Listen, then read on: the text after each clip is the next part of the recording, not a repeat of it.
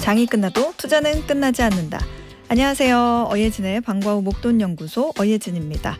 2월 24일 화요일 오늘 코스피가 오르락 내리락 하는 모습을 보인 끝에 사상 최고치를 또 경신했습니다. 코스피 지수 어제보다 2% 넘게 뛰면서 6,000선을 코앞에 둔 5,969.64의 거래를 마감했습니다. 개인과 외국인이 주식을 내다 팔았지만 기관이 2조 원 넘게 주식을 사들이면서 지수를 끌어올렸습니다. 시가총액 상위 종목 대체로 강세 보인 가운데요. 오늘 삼성전자가 20만 원을 사상 처음으로 넘어섰고요. SK하이닉스가 100만 닉스를 돌파하는 그런 기염을 토했습니다. 코스닥 지수도 어제와 달리 반등에 성공하면서 1.13% 오른 1165의 거래를 마무리했습니다. 달러원 환율 오늘 2원 50전 오른 1,442원에 거래 마무리했습니다. 지금 이곳 목동의 기온은 4.8도입니다. 어예진의 방과 후 목돈연구소 시작합니다. 어예진의 방과 후 목돈연구소 첫 곡 자이언티의 노래 띄워드렸습니다. 조희영님, 소장님 오늘 무슨 일이래요? 주식장은 매일 축제인 것 같아요. 어방목 식구들 다 같이 부자 되면 좋겠어요 라고 해주셨어요.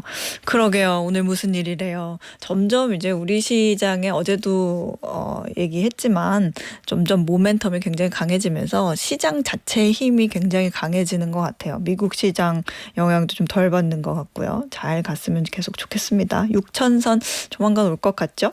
안설님, 소장님 제 시간에 오기 힘드네요. 그간 날이 푹푹해서 비가 올 줄 알았는데 폭설이네요.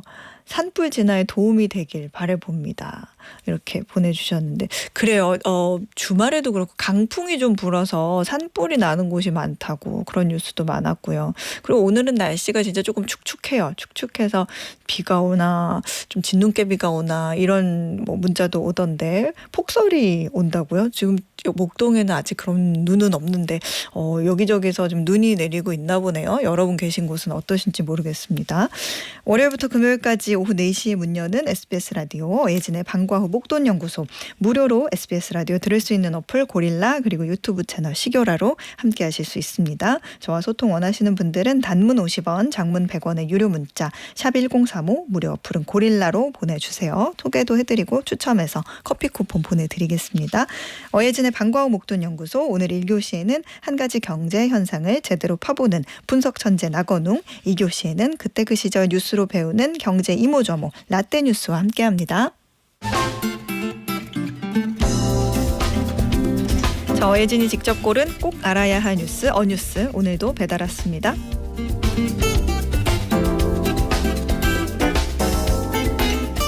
오늘은 러시아가 우크라이나를 침공해 전쟁이 시작된 지 딱 4년이 되는 날입니다. 금방 끝날 줄 알았던 총성이 이렇게까지 길게 이어질 줄 누가 알았을까요? 지난주 스위스에서 열린 협상도 뚜렷한 성과 없이 마무리되면서 전쟁은 여전히 현재 진행형입니다. 4년이라는 긴 시간은 정작 두 나라의 지도를 크게 바꾸지는 못했습니다. 하지만 두 나라의 사회, 경제적 상황을 완전히 바꿔놓았죠. 우크라이나는 전쟁 전보다 경제 규모가 30% 이상 쪼그라들었습니다. 지금 당장 전쟁이 끝나도 나라 경제를 예전처럼 돌려놓는 데만 향후 10년간 우리 돈으로 약 850조 원이 든다고 합니다. 해마다 추정 금액은 계속 늘고 있죠. 주택과 교통, 에너지 인프라 피해가 특히 큰데요. 러시아의 에너지 시설 집중 공격 탓에 올겨울도 수백만 명이 전기와 난방 없이 추위를 견디고 있습니다. 이 전쟁은 세계 2차 대전 이후 유럽에서 가장 큰 난민 위기를 낳았습니다. 600만 명 이상의 우크라이나인들이 해외에서 난민으로 생활하고 국내 실향민도 수백만 명에 이릅니다. 지금까지 전쟁으로 사상된 군인들도 60만 명 안팎으로 추정이 됩니다. 노동 인구가 줄어들면서 광산, 제철소, 기관차 운전 등 전통적으로 남성 비중이 높았던 산업 현장에는 여성들이 그 자리를 대신 채우는 변화도 나타났습니다. 러시아도 겉보기엔 멀쩡해 보이지만 속은 골마가는 전시 경제에 놓여 있습니다. 나라 예산의 상당 부분을 군사비로 투입하면서 군수 산업이 호황을 보였고 그 덕에 나라 성장률은 올라갔는데요. 하지만 물가는 치솟고 기준금리는 15%를 넘어섰죠. 전쟁 비용을 충당하던 에너지 수출도 서방 제재로 막히는 바람에 할인 판매가 늘었지만 수익성은 예전 같지 않습니다. 달러가 막히니 물물 교환 같은 원시적 방법으로 무역을 하는 경우도 생겼습니다. 국가 통제는 보다 더 강화되고 민간 부분의 자율성은 점점 줄어들고 있죠. 우크라이나보다 배 이상 많은 군인 사상자로 인해 생긴 노동력 부족 문제는 일부 외국 인력 유입으로 보완하고 있다고 하네요. 그야말로 승자 없는 소모전입니다. 전쟁 4년째를 맞는 오늘 우리가 던져야 할 질문은 누가 이길 것인가 보다는 더 이상 파괴를 멈추기 위해 무엇을 포기하고 무엇을 합의할 것인가가 아닐까 싶습니다. 전쟁의 대가는 생각보다 오래 그리고 깊게 남으니까요. 이상 어뉴스였습니다.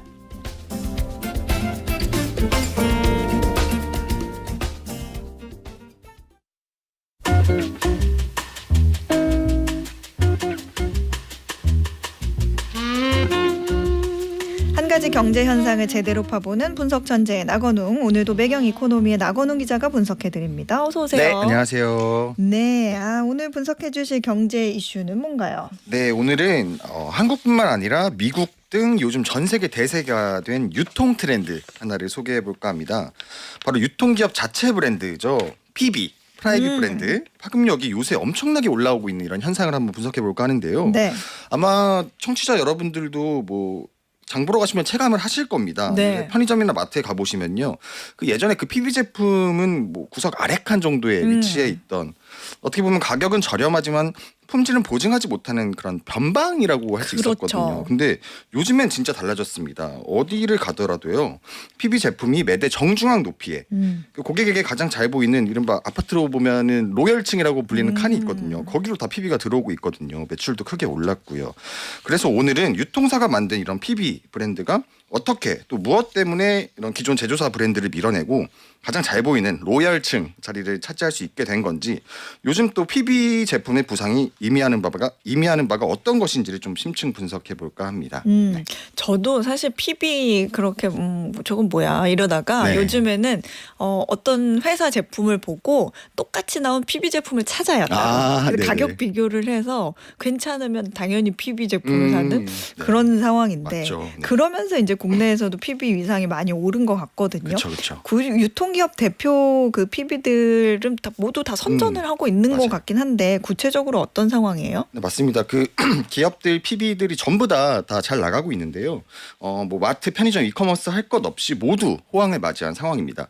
대표적으로 이마트 PB죠. 노브랜드를 들 수 있는데요. 네. 노브랜드는 2015년에 첫 출범을 했어요. 그래서 빠르게 성장해서 2024년 기준으로는 독립형 노브랜드 매장이 약 250개 안팎에 달할 정도로 늘어났습니다. 그 독립 매장뿐만 아니라요. 이마트나 이마트24 편의점 매장에 있는 쇼핑숍까지 포함을 하면은 고객 접점이 훨씬 넓죠. 요즘에는 이마트 내에 들어가도 그 노브랜드 존이 대부분 따로 마련돼 맞아요. 있잖아요. 그래서 노브랜드 매출이 꾸준히 성장해서요. 최근에는 1조 원 내외 규모로 와. 매출이 추정이 되고요. 그러니까 이마트 내 단일 PB가 국내 웬만한 식품기업 하나 규모가 된다는 얘기입니다. 그래서 이런 PB가 마트 내 미끼 상품 역할을 넘어서 하나의 독립 브랜드 포맷이 됐다고 볼 수가 있겠습니다. 요즘에는 PB 브랜드가 없는 유통업체가 없는 것 같아요. 진짜 많이 늘어났죠. 하물며 편의점에도 PB가 있잖아요. 엄청 많습니다. 편의점 상황은 어때요? 편의점도 마찬가지로 매출이 고공비행 중인데요. 예를 들어서 GS 리테일이 운영하는 편의점이죠. GS25를 보면요. PB 매출이 전체 30%에 육박할 정도로 치솟았습니다. 특히 간편식과 생필품, 커피 등 영역에서 PB 매출 비중이 큰데요. 예를 들어서 GS25 PB 커피 PB죠. 카페25라는 게 있는데 연간 판매량이 1억 잔 이상으로 추정이 됩니다. 그러니까 편의점이 사실상 자체 커피 프랜차이즈를 운영한다고 봐도 무방할 정도의 규모가 된 겁니다. 그래서 제품 판매 채널을 넘어서 요새는 제조 생산까지 유통기업이 맡게 된 모습입니다. 그렇군요. 유통기업의 역할이 그야말로 좀 유통을 넘어서고 맞아요. 있는 그런 느낌인데 이커머스에도 맞습니다. 이 PB 상품들 많아요. 맞습니다. 그 국내를 대표하는 쿠팡만 보셔도 알 수 있을 네. 건데요. PB가 굉장히 많습니다. 식품에서는 곰곰이라는 브랜드가 있고 뭐 생활용품, 뭐 탐사 뭐다 들어보셨을 거예요. 네네. 가전 리빙, 코멧 뭐 이런 PB들 굉장히 많이 운영하고 있고요. 주기적으로 구매가 필요한 제품 영역을 겨냥해서 가성비 PB로 소비자의 영향력을 크게 넓혀가고 있는 모습입니다. 맞아요. 네, 특히 쿠팡 같은 이커머스 PB가 무서운 이유가 따로 또 있는데요. 뭐예요? 바로 고객 데이터 활용에 더 유리하다는 점입니다. 아, 그러니까 편의점이나 마트 같은 경우는 사실 오프라인이다 보니까 데이터 모으기가 쉽지 않잖아요. 네. 쿠팡은 저희 데이터를 다 갖고 있죠. 추적도 가능하고. 네. 그러다 보니까 자체 보유한 엄청난 고객 데이터를 기반으로 뭐 반품률이나 재구매율, 뭐 리뷰 점수 이런 거를 분석해서 우리 PB가 어떻게 하면 잘 팔릴지를 제품을 역설계하는 구조입니다. 그래서 이커머스 PB는 데이터 기반 제조 모델이라는 점에서 오히려 기존 전통의 식품이나 제조기업이 가질 수 없는 강점을 갖게 된 것이죠. 사실 이렇게 PB 같은 경우에 우리나라에서는 뭔가 조금 인식이 보편화되고 자리를 잡은 지가 오래되진 않았는데 네. 해외 같은 사례를 보면 PB 제품이 생각보다 퀄리티 너무 좋고 맞습니다. 굉장히 오래된 그런 것들 많잖아요. 맞아요. 이제는 해외 같은 경우에는 PB가 오히려 더 대중화가 됐고 오히려 더 대표하는 상품일 정도로 네. 그 영향력이 굉장히 큰데요. 그 최근에 또 재미있는 자료가 나왔는데 미국 유통산업협회와 협회 자료에 따르면요. 이미 미국 식품 유통 매출 중에서 PB 매출 비중이 25%를 2023년에 돌파했다. 이런 오. 자료가 나왔습니다. 매출 규모는 무려 2,300억 달러가 넘는데요. 그러니까 PB 매출만 연에 300조 원 규모다. 이런 데이터인 거죠. 매년 역대 최고치를 경신 중이고요. 네. 뭐 예를 들어 보면요. 코스트코 PB 브랜드의 커클랜드 시그니처라는 곳이 네. 있는데 매출이 약 800억 달러 수준으로 추정이 되고 있고요. 이는 코스트코 전체 매출의 약 30% 정도 됩니다. 그래서 웬만한 글로벌 식품 기업과 매출이 맞먹을 정도이고요. 유럽은 오히려 더합니다. 그 독일을 대표하는 유통기업이 알디와 리들 이런 곳이 있거든요. 네. 이곳은 전체 매출의 무려 70%, 80%가 PB에서 오, 나오고 그렇군요. 있습니다. 그래서 소비자 집객을 위한 저가 브랜드가 아니라요. 이게 PB가 주력 상품이 된 것이죠.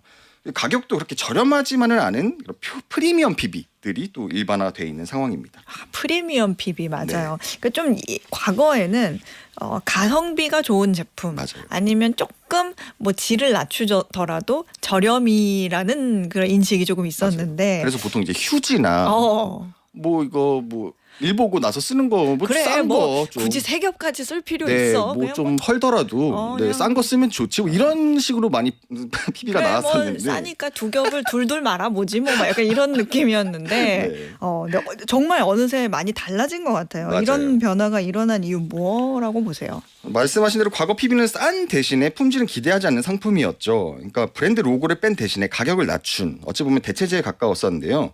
지금은 다릅니다. 이게 자체 생산으로 이제 고마진 이죠. 돈맛을 본 유통기업이 PB를 주력으로 키우고 또 여기에 많은 돈을 투자하면서 많은 변화가 일어났는데요.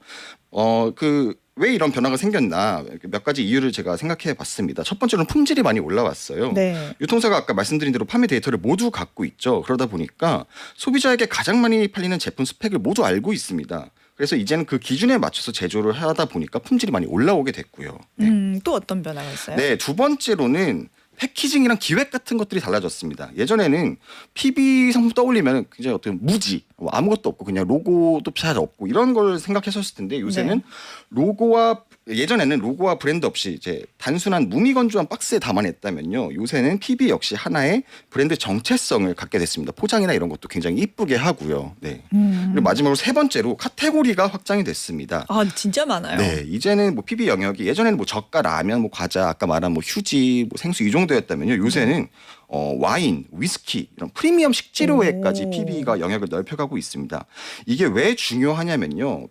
예전에는 PB가 가성비였다면 요새는 이제 합리적 선택으로 인식이 바뀌었습니다. 단순히 불황 때문에 PB가 이제 잘 나가는 게 아니라는 거죠. 네. 근데 말씀대로 이렇게 PB가 잘 나간다는 거는 역으로 생각하면 그동안에 사람들이 이용해 왔던 브랜드 맞아요. 좀 괜찮았다고 네. 여겨지는 그 브랜드에 대한 충성도가 좀 떨어진 게 아닌가 그쵸. 그런 생각도 들거든요. 정확합니다. 어떻게 보면 PB가 잘 나간다는 거는 기존 일반 브랜드에겐 위기감이 커졌다는 얘기죠. 그 유통 전문가들과 이제 외신의 의견을 종합해 보면요. PB가 전성기를 맞이한 주된 이유를 공통적으로 이렇게 분석합니다. 바로 브랜드 충성의 대가가 사라졌다라는 표현을 쓰더라고요.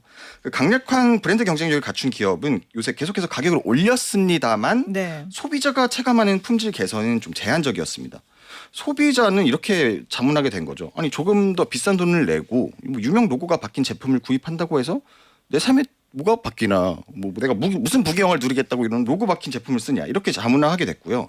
이런 고민과 질문의 답으로 PB를 점점 더 많이 선택하기 시작했다는 겁니다.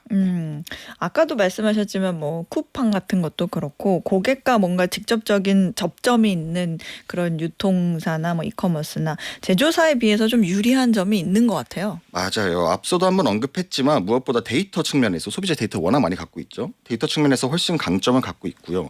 또 유통사는 결제 순간을 쥐고 있습니다. 무엇이 팔리고 무엇이 반품되고 또 어느 가격대에서 소비자가 이탈하는지 데이터로 다 알고 있습니다. 그래서 잘 팔리는 규격, 스펙을 역으로 추출해서 그 상품 제조에 녹여 넣기도 하고요.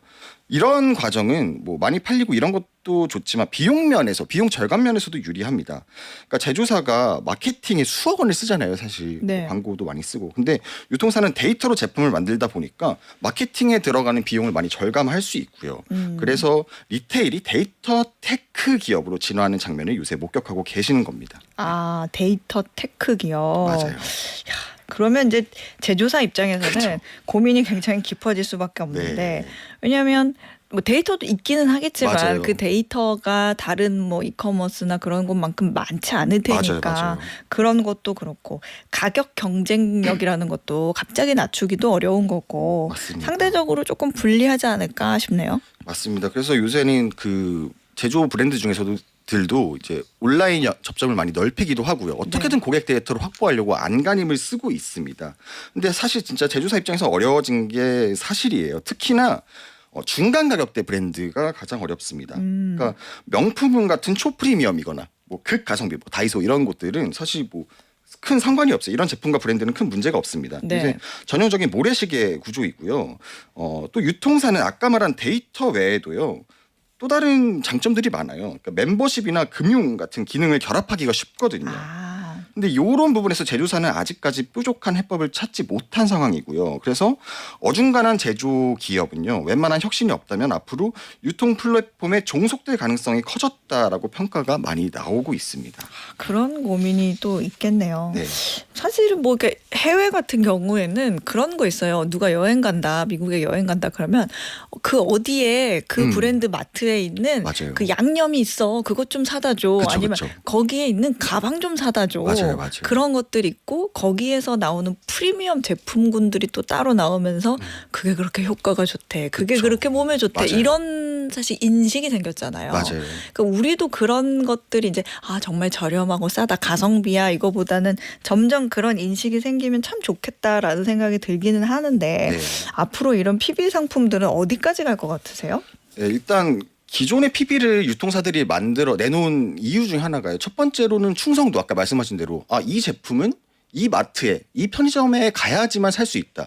그런 거 있었고요. 네. 두 번째로는 그런 것 덕분에 기인한 거기도 한데 아까 말한 인증 문화도 있었죠. 여행이나 이런 지역을 가면은 이 마트에 가서 요거를 살 수 있다. 이런 것 때문에 PB가 또 많이 늘어났기도 했고, 세 번째로는 자기들이 직접 만들다 보니까 이런 비용 면에서 저렴하기도 했고요. 근데 이런 강점을 갖고 있는 상황임에인데도 앞으로는 더 PB의 우호적인 환경이 펼쳐질 것이라는 거죠. 그래서 앞으로 PB가 전성기를 맞이할 가능성이 굉장히 큽니다. 그래서 아까 말씀드린 기존 강점, 네. 가격 경쟁력이랄지 뭐 이런 것들은 그대로 유지하면서도 최근에 PB에 대한 선호도가 굉장히 높아지고 있기 때문이죠. 아까 말씀드린 대로 이제 광고비가 없고 중간 유통 마진이 없기 때문에 저가를 유지하기가 쉽고요. 왜냐하면 저가가 유리한 게 다들 아시다시피 요새 최근에 불황, 네. 소비 침체 이런 상황 때문에 PB가 더 주목받는 환경이 조성이 됐잖아요. 그러니까 뭐 싼 게 더 낫지, 뭐 이런 환경이 조성이 된 거죠. 그래서 앞으로는 PB가 저가 대체제나 저가 생필품을 넘어서 프리미엄 PB, 해외처럼 프리미엄 PB가 늘어날 가능성이 굉장히 큽니다. 지금도 벌써부터 이런 분위기가 엿보이는데요. PB 브랜드 파워가 강해질수록 와인이나 위스키, 헬스식품, 뷰티 이런 어떻게 보면 기호의 영역, 기존에는 생필품이었다면 기호의 영역까지 PB가 확장될 가능성이 높다는 겁니다. 그리고 또 하나 변수 중에 하나가 AI 대중화가 PB에 또 유리하다, 이런 의견도 나오고 있어요. 네. 요즘에는 사실 사람 MD가 굉장히 위협을 받고 있는 구조거든요. 왜냐하면은 데이터에 근거해서 팔 상품을 결정하고, 예전에는 사람 PB가 이게 좀 잘 나갈 것 같아 하면 제품을 픽해오고 이런 구조였잖아요. 그렇죠. 근데 요새는 AI가 고객에게 먼저 상품을 추천하고 이런 AI MD 시대가 점차 도래하고 있습니다. 그러니까 AI가 고객 대신에 장바구니를 대신 채워주는 이런 시대가 그렇죠. 오고 있거든요. 그러다 보면 지금까지 이런 기존 제조사가 갖고 있던 추상적인 브랜드 파워, 야 우리 거 잘 나가, 우리 거 유명해 이런 것보다는 데이터 점수가 쌓일 수 있는 PB 제품들 이게 더 유리하고 훨씬 더 중요해진다. 그래서 PB에게 앞으로 점점 더 우호적인 환경이 열릴 것이다. AI 덕분에요. 그런 그 전망이 나오고 있습니다. 네. 그렇군요. 야, 오늘 PB 상품에 대해서 알아봤는데 이렇게 여러 가지 상품이 점점 나오고 있다는 것과 여러 브랜드 유통사에서 이렇게 뛰어들고 있다는 맞아요. 거 다시 한번 또 느껴지면서 야, 이런저런 생각이 좀 드네요. 그리고 글로벌 유통 패러다임이 완전히 바뀔 수도 있다. 이런 분석까지 나오고 있습니다. 그렇군요. 지금까지 매경 이코노미 나건훈 기자였습니다. 고맙습니다. 네, 감사합니다. 네, 저희는 조규찬의 베이비 베이비 듣고 2교시로 돌아올게요. 매주 월요일부터 금요일 오후 4시부터 5시까지 경제에 관한 모든 것은 충전하는 시간입니다. SBS 라디오 어예진의 방과후 목돈연구소와 함께하고 계십니다. 문자 소개 좀 해볼까요? 최인향님. 주식 초보인데 듣기만 하다가 용기 내보려고 하는데 지금 시작하기엔 늦었으려나요? 이렇게 보내주셨는데 늦긴요. 이렇게 투자라는 거는 언제든지 시작할 수 있죠. 그렇게 따지면 우리 아이들은 어떻게 합니까? 그거는 아니잖아요. 언제든지 투자는 긴 안목을 두시고 만약에 타이밍을 보면서 나의 판단과 함께 시작해도 늦지 않습니다. 다만 이제 들어가는 타이밍이 중요하긴 하겠죠. 그게 언제냐는 이제 어박목과 함께 하시면 어느 정도 배우실 수 있지 않을까. 그리고 나오는 뉴스도 열심히 보시면 되고요. 김지현님, 어박목 찐팬 된 새내기 이틀째 출첵이요. 저 어제도 문자 봤어요. 새내기 이틀째 출첵 너무너무 감사합니다. 김성철님, 어소장님 블랙스완으로 오셨네요. 자꾸 이뻐지시면 매일 보러 옵니다. 이 문자 왜 띄워준 거예요? 민망하게. 오늘 블랙스완인가요? 그냥 보이는 거 휙 입고 왔는데 또 이렇게 예쁘게 봐주시니까 제가 너무 감사합니다. 뭐 이 핑계로도 김성철님이 매일 와주시면 저야 너무 좋죠. 예, 잘 부탁드립니다. 자, 오늘의 퀴즈 풀고 2교시로 넘어가 보겠습니다. 미국이 이란 공습을 앞두고 있다는 관측이 나오면서 전 세계가 미국의 군사 움직임에 촉각을 곤두세우고 있는데요. 더불어 주목받고 있는 게 펜타곤 이것 지수입니다. 펜타곤은 미국 국방부를 뜻하죠.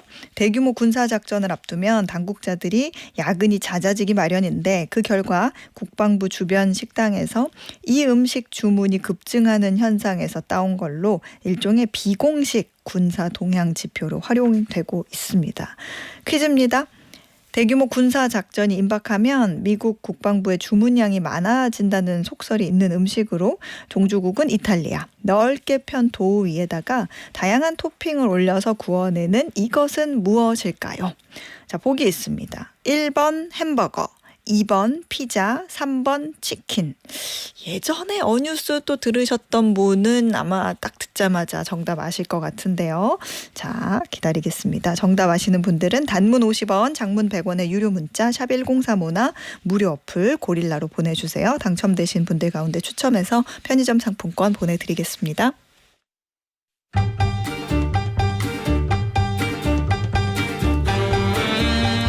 타임머신을 타고 그때 그 시절 뉴스를 다시 읽어보고 경제 이모저모를 배우는 라떼 뉴스. 오늘도 한국경제신문 임현우 기자 나왔습니다. 어서 오세요. 네, 안녕하세요. 네, 오늘은 몇 년 전 뉴스 한번 볼까요? 네, 20년 전으로 가보겠습니다. 2006년 5월 22일 이데일리 기사이고요. 제목은 월마트 삼킨 이마트 할인점 독주 체제입니다. 오, 어떤 내용인지 한번 볼까요? 신세계 이마트가 월마트의 한국 사업을 인수하면서 할인점 업계에서 독주 체제를 굳히게 됐습니다. 신세계는 오늘 월마트 코리아 지분을 8,250억 원에 전량 인수한다고 전격 발표했습니다. 이번 결정으로 이마트는 95개의 할인점을 확보해 45개를 보유하고 있는 롯데마트와의 격차를 크게 벌렸습니다. 이마트는 이제 국내 할인점 시장에서는 안정된 기반을 확보했다고 판단하고 중국 시장 진출에 속도를 내겠다는 심산입니다. 할인점 업계 2위 홈플러스와 3위 롯데마트는 이마트의 깜짝 발표에 바짝 놀라 긴장하면서도 애써 태어남을 유지하려 애쓰는 분위기입니다. 세계 1위 유통업체인 월마트는 한국 유통시장의 성장 가능성에 무게를 두고 지난 1998년 국내에 진출했습니다. 하지만 한국에서의 성적표는 세계 1위치고는 초라한 수준입니다. 현재 전국에 16개 점포를 운영해 규모 면에서 5위를 달리고 있고 연간 매출은 8천억 원, 이마트의 10분의 1 수준입니다. 월마트는 기자회견에서 한국 시장에서 규모의 경제를 달성하지 못했기 때문이라고 철수 이유를 설명했습니다. 네, 오늘은 대형마트 이야기 한번 해보도록 하죠. 토종 마트들의 기세가 그때는 진짜 대단했어요. 네, 그렇죠. 이 국내 유통산업의 한 축인 대형마트, 사실 뭐 지금은 생존을 고민해야 되는 상황에 내몰려 있지만 좀 20년 전에는 파죽지세로 뻗어가던 고성장기였습니다. 이 우리나라 오프라인 유통은 사실은 그 이전에는 백화점이나 동네 슈퍼 정도가 다였는데요. 1993년에 이마트가 1호점을 낸 이후에 본격적으로 성장해 왔습니다. 이 국내 마트들이 월마트나 까르푸까지 세계적인 기업을 한국에서 철수하게 만들 정도로 경쟁력을 과시하기도 했었습니다. 월마트는 사실 세계 1위 유통업체이기는 한데 진짜 10년 가까이 우리나라의 시장을 뚫기 위해서 노력을 뭐 한다고는 했는데 결국 실패한 원인이 뭐인 거 보니 정말 너무 황당하게도 기본을 지키지 않았던 거, 한국 소비자의 특성을 반영하지 않았던 거잖아요. 네, 뭐 사실 가장 많이 지목되는 게 이 월마트나 까르푸 같은 해외 업체들이 창고형 매장 형태를 고집을 많이 했거든요. 네. 이게 국내 소비자의 마음을 얻지 못했던 걸 결정적인 패착으로 많이 보고 있습니다. 이 팔레트라고 하죠. 물건을 실은 판 같은 게 네. 이제 천정까지 이제 막 쌓여 있는데 좀 우리한테는 익숙하지 않은 풍경이고요. 종업원들한테 물건 어디 있는지 좀 물어봐야 되는 경우도 많았고 물건 내려달라고 해야 되고 이런 게 좀 낯설어하시고 불편하시는 분들 꽤 있었죠. 그렇죠. 우리나라 사람들은 이제 쫙 펼쳐진 뭐 신선식품을 이제 고르는 재미가 네, 있는데 켜켜이 쌓여 있고 들어가자마자 박스채 쌓인 세제들이 막 입구에 있고 싸기는 한데. 네, 그래도, 그러니까 네. 이제 쇼핑할 맛은 잘 안 나기는 하죠. 그러니까 현지화가 돼야 되는데 그게 실패한 거죠. 한국형 할인점은 좀 이제 선반 형태 매장 구성과 좀 그래도 좀 고급스럽게 내부 장식도 하고 소비자 눈높이나 어떤 욕구에 철저히 맞추는데 좀 강점이 있잖아요. 네, 맞습니다. 그리고 이 까르푸나 월마트 모두 외국인 경영진들을 고수를 했는데요. 이것들이 한국 소비자 욕구를 수용하는 데는 좀 걸림돌이 됐다고 볼 수 있겠습니다. 근데 이 외국계라고 다 실패한 거는 아니었습니다. 네. 당시에 홈플러스는 이제는 이제 사모펀드가 주인이 되면서 이제 좀 어려워졌습니다만 그때는 영국의 테스코가 최대 주주였거든요. 한국인 전문 경영인을 내세워서 이제 토종식 노하우를 접목해서 성장을 잘해왔었고 코스트코가 그때도 있었습니다. 이때도 이제 회원제를 통해서 점포당 매출이 1,000억 원을 넘는 등등 여러 가지로 자리를 잡았습니다. 이 업계에서는 월마트가 초기에 투자를 더 많이 해서 점포 수를 늘려놨어야 된다 이런 지적하시는 분들도 있습니다. 점포가 16개밖에 안 됐는데 숫자에서 밀리다 보니까 브랜드 인지도가 잘 안 늘었다는 겁니다. 그러니까 종합적으로 보면 좀 과감하고 신속하게 의사 결정이 이루어지지 않았던 게 좀 근본적인 문제 아니었냐 하는 겁니다. 그렇군요. 한국에 온 경영진들이 약간 과도한 자신감이 있었군요. 오만이 조금 있었군요. 국내 대형마트들이 이제 한때 뭐 월마트, 까르푸를 이긴 강한 기업이다 이런 평가를 받기도 했는데 대형마트 같은 경우에는 사실 요즘 사정이 어렵다라고 얘기가 들린 게 좀 오래됐어요. 네. 성장세가 오래 이어지지 못하고 있잖아요. 네, 사실만 2010년대 한 중반 정도까지 그래도 유통기업들이 잘 나갔었는데요. 이마트가 2013년에 영업이익 7천억 원대 기록했었습니다. 그리고 롯데마트도 2012년에 이제 영업이익 3천억 원대를 올렸는데 이때의 기록을 아직도 못 넘어서고 있습니다. 이게 원인은 한 두 가지 정도를 볼 수 있겠는데 네. 좀 온라인 쇼핑이 급부상한 게 치명타일 것 같고요. 또 네네. 여기에 유통 규제들 이런 것들 때문에 좀 판 자체가 바뀌어버린 거죠. 하기는 이제 뭐 차 끌고 한번 마음 먹고 대형마트 가기보다는 그냥 온라인으로 이제 소파에 앉아서든 침대에 누워서든 간편하게 네. 아니면 뭐 집 가까운 곳에서 소량만 구매할 수도 있는 그런 소비 트렌드가 좀 생겼잖아요. 네, 이때부터 이제 쿠팡으로 대표가 되는 이커머스 기업들이 많이 등장을 하면서 백화점과 대형마트 고객을 잠식해가기 시작했는데요. 또 편의점 이게 원래는 그 유통산업에서 좀 막내 취급을 받았었는데 네. 많이 치고 올라왔습니다. 이러면서 대형마트의 입지를 더욱 좁혔습니다. 이 백화점과 대형마트는 온라인 기업들하고 좀 출혈 경쟁을 펴게 되면서 실적이 악화되는 면이 있었는데 편의점은 오히려 또 협업을 하면서 재빠르게 움직인 게 도움이 됐습니다. 편의점은 사실 가까운 걸로 승부하지 그렇게까지 저렴한 가격으로 승부하는 유통업은 아니잖아요. 그렇죠. 그렇다 보니까 뭐 이렇게 가격을 무리하게 내릴 것도 없었고 오프라인 망이 없는 이커머스 업체들하고 손잡고 배송이나 반품을 대신해 준다든가 이런 식으로 좀 젊은 층에서 부담 없이 오가는 동네 사랑방 같은 느낌까지 이제 하게 된 겁니다. 이 반대로 대형마트들은 매장 구성이나 상품이 뭐 많이 바뀌기는 했지만 엄청 바뀌었다는 건 또 아니거든요. 좀 크게 다르지는 않았고 이렇다 보니까 우리나라 유통산업에서 대형마트가 차지하는 비중이 계속 떨어졌습니다. 작년을 기준으로는 9.8%를 기록했는데 네. 사상 처음으로 한 자릿수가 나온 겁니다. 오. 5년 전만 해도 그래도 15.1%는 했는데 요즘 뭐 컬리나 쿠팡 같은 곳들이 새벽 배송 늘리면서 좀 대형마트가 강했던 신선식품까지 파고든 이런 영향이라고 볼 수 있겠습니다. 그렇군요. 사실 온라인 쇼핑이 급성장한다는 거는 우리보다도 빠르게 그들이 더 잘할 텐데 그렇죠. 그리고 이제는 이제 과거에는 어떻게 보면 규모의 경제로 승부를 봤을 수 있지만 지금은 이제 속도전인데 이 대형마트들이 그걸 몰랐을 리가 없는데 왜 이렇게 네. 대응이 늦었을까요? 아무래도 좀 회사 몸집이나 주식의 규모가 비대했다는 것도 좀 영향을 주지 않았을까 싶은데요.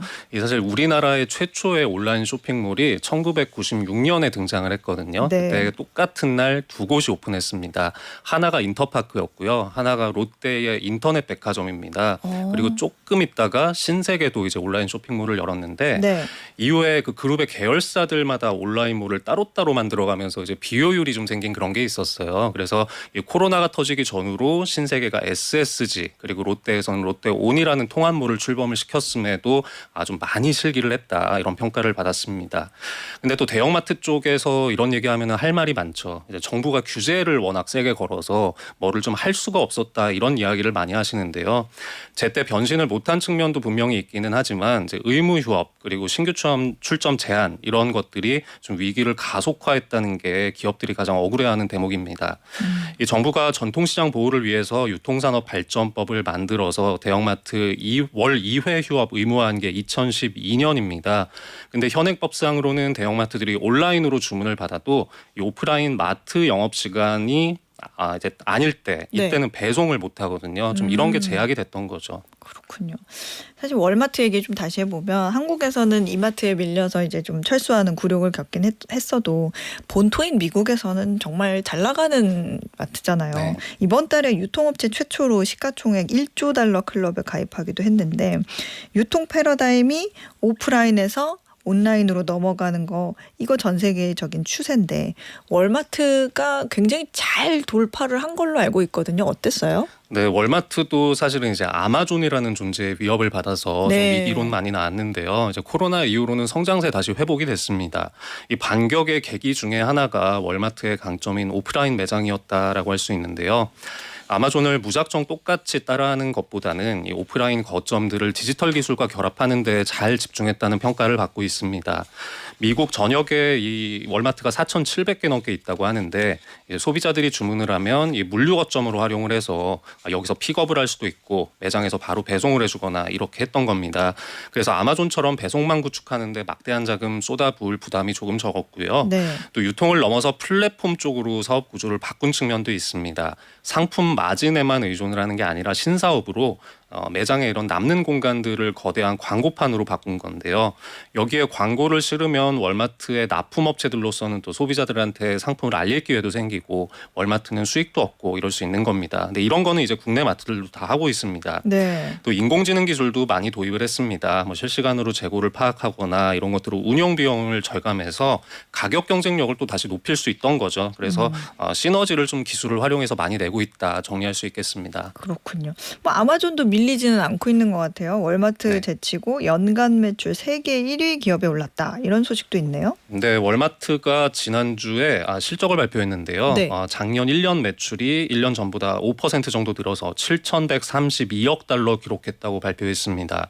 근데 조금 앞서서 아마존이 실적을 발표했을 때 작년에 7,169억 달러였거든요. 조금 못 미쳤습니다.